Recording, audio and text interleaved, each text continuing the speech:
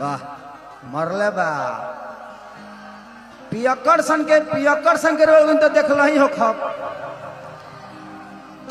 पियक्कड़ सन के एगो काम जा देख ले कही जे लोग दू पैक मार के देखो गिरो तो हमार देह देखो हमारा देह हिल भी नहीं रहा है लोग दो ये पैक में फेल हो जाला एक बोतल बोले कि कोनो दिक्कत ना दिक्कत पूरा चौहदी मार दी सो आ कहो सो कि शरीर खड़े बा हमार अभी हमारे एक्टिंगवा देख के तू दोसरा पे मत लेके चल जाई हो हाँ हमारे एक्टिंगवा के तू लोग कहीं दूसरा जगह से मत जोड़ दी हो ये हम पियक्कड़ सन के बारे में बताऊनी हो कि पियक्कड़ जगह पे बा है जी देखे एंग आई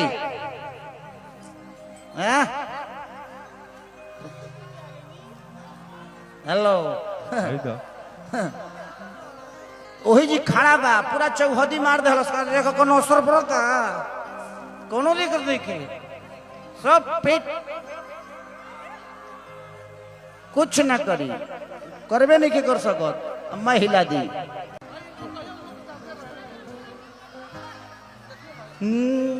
हे आईने जो तुम्हें कम पसंद करते हैं ये आईने जो तुम्हें कम पसंद करते हैं इन्हें खबर है तुम्हें हम पसंद करते हैं। अरे वाह बैठ जा मौसी बैठ बैठ बहुत अच्छा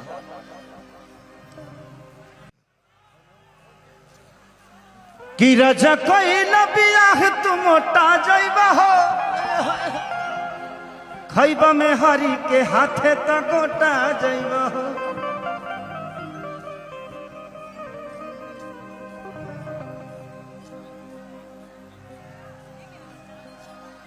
वो तारा खाते आयल भाई है पकड़ के एयरपोर्ट चल जाई है हाँ तार कोनो हमरा नहीं लगत कि तार कोनो बॉडी के पार्ट कर पाई दुनिया है कुछ भी बन सकता है पगली आजकल लोग चांद पे जाके घर बना रहे हैं तो सोच ही सकती हो ना कि क्या हो सकता है कुछ भी पॉसिबल है इम्पॉसिबल नहीं है दिखाओ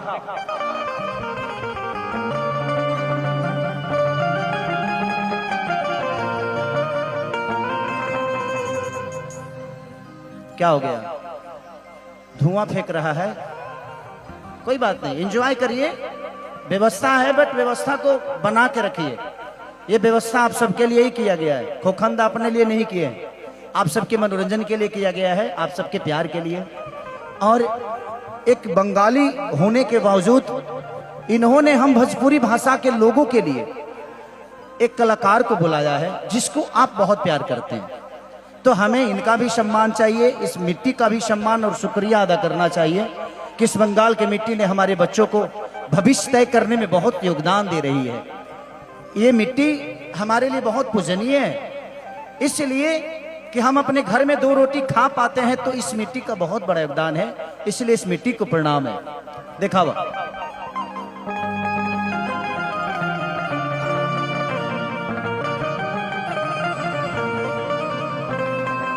वो लाइट बंद कर दीजिए भाई की आंख पे जा रहा है किसी को तो दिक्कत हो रही है मैं समझ सकता हूं लव यू कि जहां जाइबू तो जा एगो लड़का केहू के तस्वीर देखा तला वो तस्वीर जब भी हमें देखी ले ना तो एगो चीज याद पड़ेला तंत्र का कि प्यारे नहीं खेल लिखल हाथ के लकीर में नहीं खुद तकदीर में कि का कमी रहे खेसरिया हीर में नहीं खुद तकदीर में जा इसकी लाइनें बड़ी प्यारी थी कि दिल टूट लाके कोनो अरे होला ना आवाज हो फिर कैसे सुनी जमाना, हो जईबू दोसर के तू कुछ दिन के बाद बा, दिल पगला रोई बन दीवाना। सीख ले अब हम भी गम में हंसे के अदा, अब जिए के पड़ी प्रीतिया के पीर में, नहीं खुद तकदीर में। नींबू खरबूजा। हमारे बीच में बहुत प्यारी एक एक्ट्रेस भी आई है जिनका नाम है सुबी शर्मा जी। बहुत सारे फिल्म इनके साथ थे। मेरा एक बहुत गाना इनके साथ हिट हुआ था। कौन सा फिल्म था? आतंकवादी। तो वो भी आएंगे आप सबके बीच में। और एक और गाना इनके साथ मेरा हिट हुआ था कि जब जब कहबू तब होई, अल्लाह भोकाला सब होई। तो दिखाओ नींबू खरबूजा।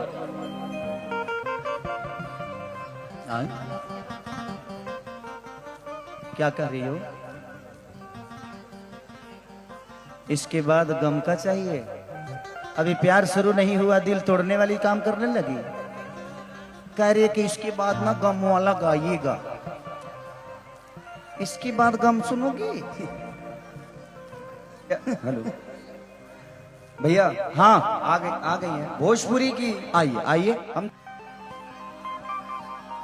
हर की जाए पिया जवानी हमारी जराई रे गईला,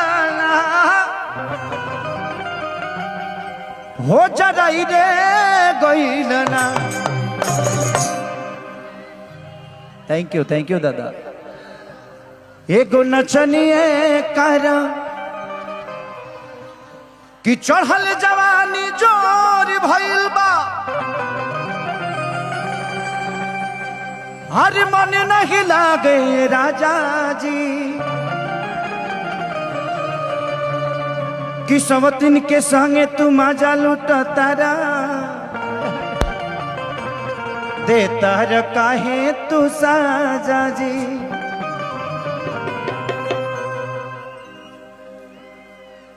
कि ऐसे जदि कराबा तो गाड़ी दे देव तहरा कान में, खेसरिया के देखे जदि गईला बरदमान में। औरतिया कहती है अरे कि जाए पिया जवानी हमारी जराई रे गईला ना,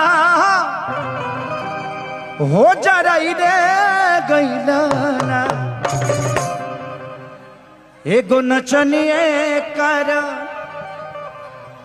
1 2 3 4।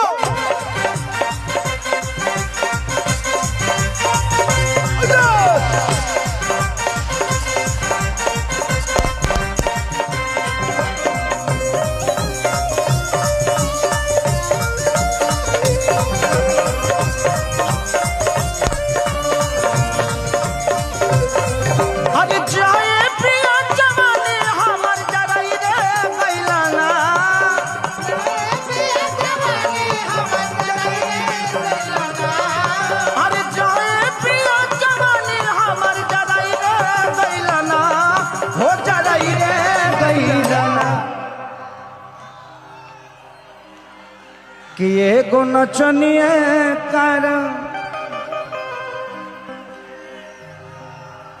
कि एगो नचनिए कर,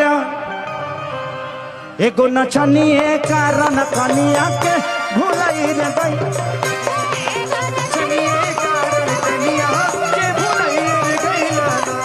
एगो नचनिए कारण कनिया के भुलाई रे गईला ना, एगो नचनिए खातिर कनिया के भुलाई रे गईला ना।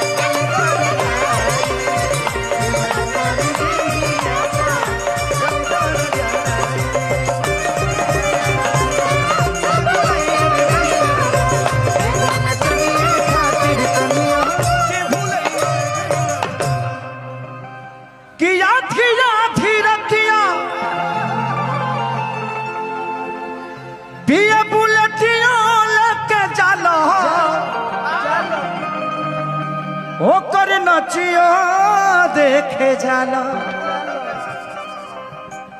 कि नाच के नशा में दूगो रोटियो नागी खाला हो दूगो रोटियो नहीं खाला कि आधी आधी रतिया पिया बुलंदिया लेके जाला ओकर नचियो देखे नाच के नशा में दूगो रोटियो नहीं खाला दूगो रोटियो नहीं खाला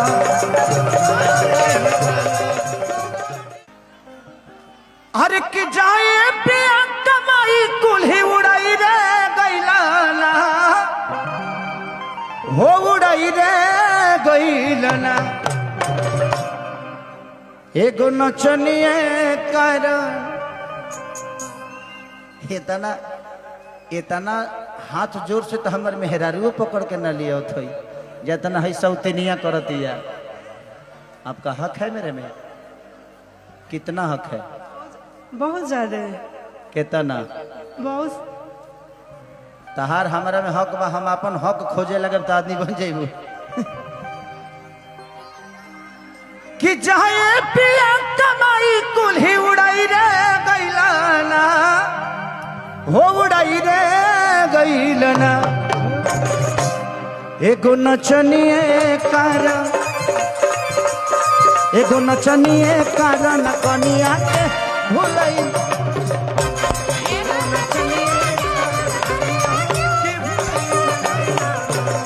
एगो नचनिए कारण कनिया के भुलई रे गइल एगो नचनिए कारण कनिया के भुलई रे गइल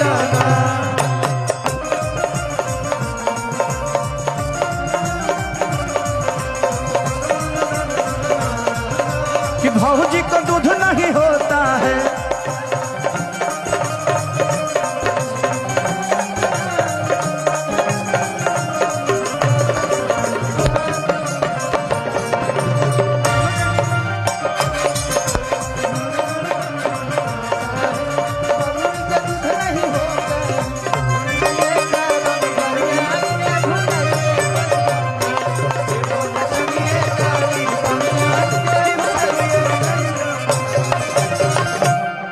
एक मेरा होली का गाना था,